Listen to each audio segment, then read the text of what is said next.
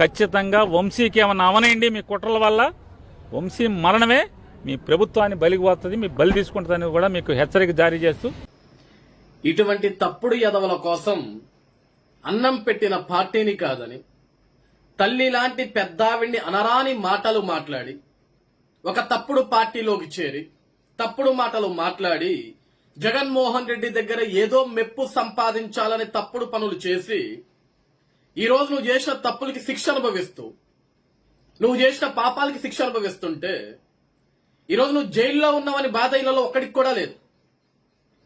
ఏం కోరుకుంటున్నాడు తెలుసా? ఇడు వంశీ మరణిస్తే అదే మీ రాజకీయానికి సమాధి, అదే మీ తెలుగుదేశం పార్టీని చంపేస్తుంది. వంశీ మరణిస్తే ఈరోజు నువ్వు జైల్లో నుంచి బయటికి రావాలని కోరుకోవట్లేదు. ఇల్లు నీ మరణాన్ని కోరుకుంటున్నారు, నీ చావును కోరుకుంటున్నారు. నువ్వు చచ్చిపోతే, నువ్వు మరణిస్తే నీ శవంతో రాజకీయం చేయాలని చూస్తున్నారు ఈ రాబందులంతా కలిసి. ఈరోజు జగన్మోహన్ రెడ్డికి కానీ, జగన్మోహన్ రెడ్డి దగ్గర ఉన్న ఈ చెంచాగాళ్ళకి కానీ ఎవరికి కూడా వల్లభనేని వంశీ గారు మీ మీద ప్రేమ లేదు, మీరు బయటికి రావాలని కోరిక లేదు, మీరు ఆరోగ్యంగా బ్రతుకుండాలని కోరిక లేదు. మీరు చచ్చిపోతే బాగుంటుంది, మీరు మరణిస్తే బాగుంటుంది, మీ మరణాన్ని అడ్డం పెట్టుకొని, మీ శవాన్ని అడ్డం పెట్టుకొని రాబందుల మాదిరి మీ శవం చుట్టూ చేరి ఆ శవంతో రాష్ట్రం అంతా తిరిగి రాజకీయం చేయాలని ఒక దిక్కుమాల ఆలోచనతో ఉన్నారు వీళ్ళంతా. ఇటువంటి పనికిమాల వాళ్ళ కోసం అన్నం పెట్టిన పార్టీని కాలదన్నావు. నువ్వు తప్పుడు మాటలు మాట్లాడావు, తప్పుడు పనులు చేశావు, తప్పుడు మనుషుల దగ్గరికి చేరి తప్పుడు పనులు చేసి ఈరోజు నువ్వు చేసిన తప్పులకి శిక్ష అనుభవిస్తున్నావు. ఇదే కర్మ సిద్ధాంతం.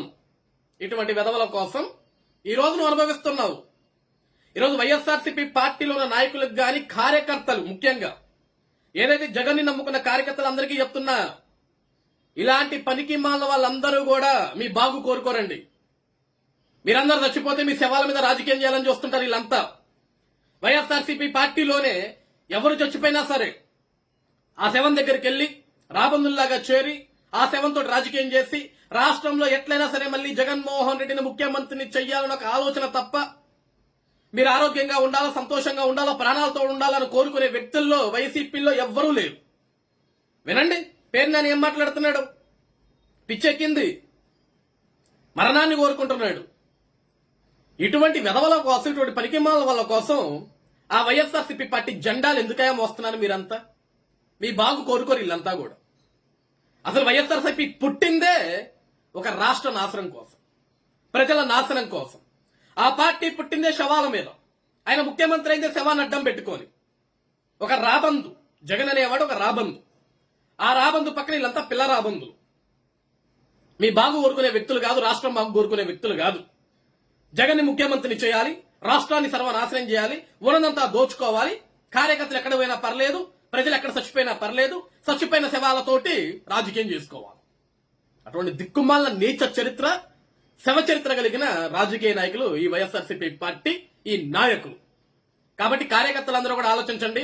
జగన్ లాంటి నమ్ముకుంటే అడుక్కు తినిపోవటం తప్ప మనకి బ్రతుకులకి బాగుండవు, బాగుపడరు.